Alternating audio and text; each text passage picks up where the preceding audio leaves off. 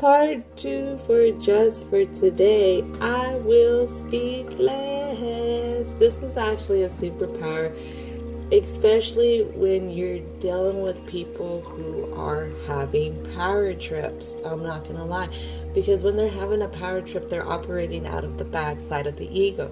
They're listening for anything that you're going to say so that they can take it as a personal threat, so they can react to it, so they can have a comeback to it.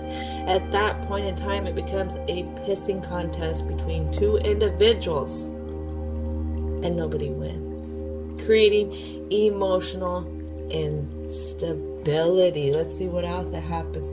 A lack of creativity, even can be a little bit of some social dysfunction.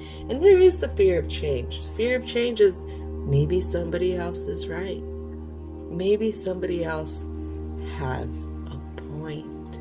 So how can we use this through the good side of the ego? The good side of the ego is flexible. It listens not to take things personal, but it listens to have a bigger view on things. That's what the good side of the ego will do. And if you have somebody popping off all crazy, it's not taking things personal, but with a sense or with a grain of humor. That doesn't mean laughing in somebody's face. Trust me, that hurts them. That really does hurt them as well. I am Aquarius, and Aquariuses laugh at inappropriate moments. And I've done this with my teenager.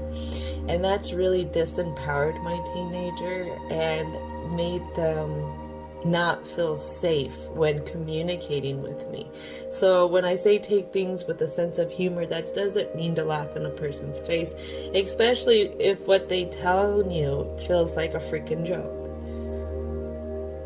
When we run at odds ends with each other, when we're willing to speak upon it, even argue about it, and also when we're willing to sit there and endure it and argue back, that means we care, just like that other person cares. And a lot of times when we're taking things personal, we don't see that.